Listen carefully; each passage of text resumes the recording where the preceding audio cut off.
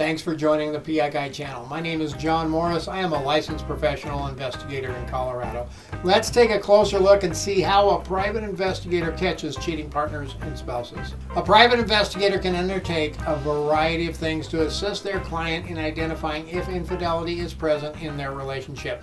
The important thing is that we as professional private investigators do is assist our clients in determining whether or not infidelity is occurring. In most circumstances, determining if it is happening when it is happening is often easier than determining if it is not happening. I would never presume adultery isn't occurring simply because I could not prove it. There are far too many variables at play. To help develop your investigative strategy, you should first learn why your client believes their relationship with their spouse or significant other may be in trouble. What makes them think there's a problem? A big reason for a client to assume their spouse is cheating is when they start working later and later. This is especially true if it happens on specific days. Knowing what days he or she is working later could be a fantastic opportunity for the investigator to figure out what's going on. If their partner develops new hobbies, things that excite them that they were previously uninterested in, this could be a major red flag too. Is she suddenly monitoring the scores of basketball, football, baseball, or other sports games which she never showed interest in before? This could be an indication that she's accumulating knowledge in preparation for a talk with someone else who's interested in the same topics. Similarly, if they make drastic changes in their personal style, it could send up red flags.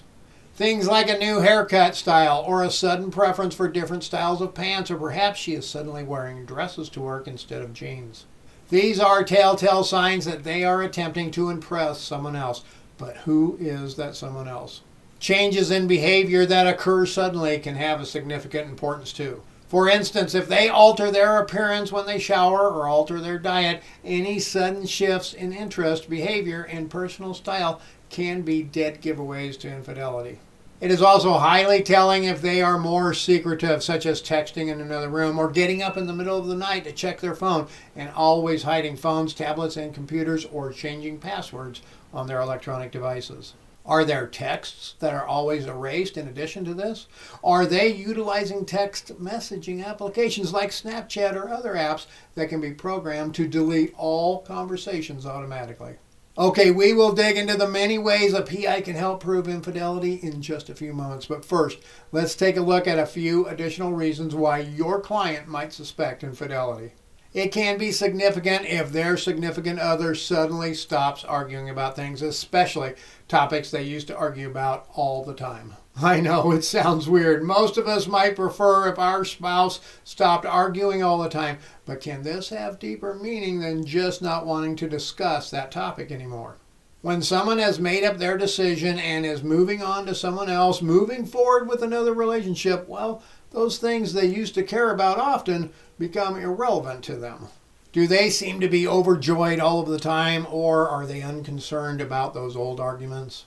Do they just have that go ahead and upset me attitude because they know they can always turn to someone else? It can also be cause for concern if their calendar is always booked on holidays and other crucial dates. This could indicate that they are sharing these wonderful moments with someone else. If this occurs, compile a list of previous events as well as upcoming dates and times. It is possible for you, as their private investigator, to find the evidence they require on one of those upcoming days.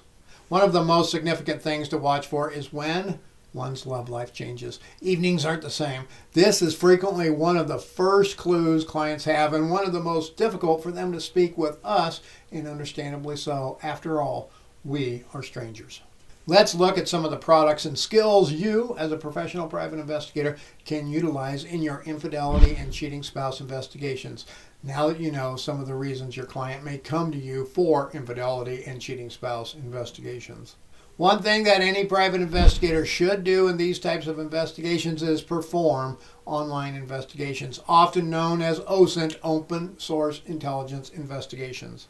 Folks, there is so much information available on the internet these days. You can frequently find useful information such as new acquaintances, social media accounts, and other pieces of important data.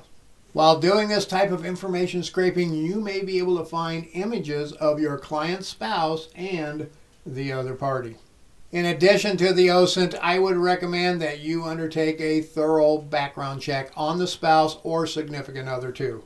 Also, if you know who the other person in their life may be, run them too. This may reveal previously unknown facts such as arrests as well as possible new addresses. A cheating spouse will frequently obtain new credit cards, bank accounts, or cell phones and have correspondence for those accounts sent to the other person's house. Or they may even have their own secret meeting place. It is not uncommon to encounter persons in these relationships who live at home with their spouse, yet have their own place for those other rendezvous. Interviewing your client's neighbors is an excellent approach to gathering important information. I often do this under the premise of wanting to know who is who and what the neighbors are like before deciding to relocate into the area. Often you'll have a nosy neighbor who will tell you about all the exciting things that happen during the day while your client is at work. Surveillance via technology may also be a possibility. First and foremost, before you even consider this, check with your state's laws on the subject. You could wind up breaking the law or infringing on someone's rights to privacy, so it's up to you to know what you can and can't do. I'll also say that if you use technological surveillance and it's compromised, your client could be held liable and it could harm them in legal matters like child custody, alimony, maintenance, and your client could come after you legally as well if you weren't following laws, rules, and regulations. You may be able to use technology surveillance techniques such as installing recording devices in your client's house to record video or audio. As previously stated, that would be something that must be done within the legal constraints of your state.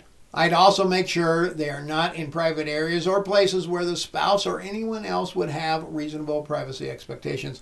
I don't use these as part of my business, but I have had clients do this. If the client inquires of me if they can and how they can and where they can, then I tell them this simple thing. I am not an attorney and I cannot provide legal advice. Then I suggest they speak with their attorney about the legality and legal repercussions of doing this. A tracking device is another type of technological surveillance. Again, it is your responsibility to make sure you are aware of the regulations in your state regulating the usage of these devices.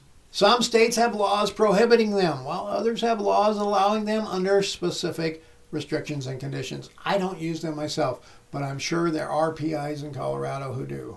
We don't have any laws specifically prohibiting the use of tracking devices. However, in Colorado, PIs and their customers have been charged with stalking and harassment for using tracking devices in the past.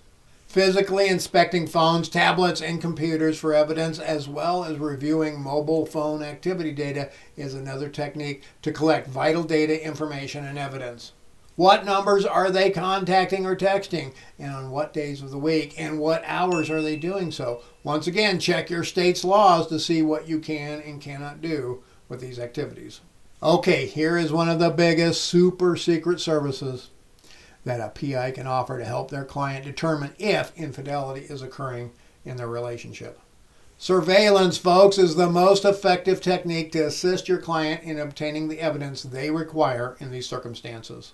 Work with your customer to determine specific opportunity or objectives, such as times, days, and dates, as well as any other relevant information. This information could come from your client's awareness of the matter or through your own background in OSINT investigations. Surveillance for infidelity cases is frequently conducted at night, and I always advise my clients to hire 2 investigators. Yes, 2 investigators for night surveillance.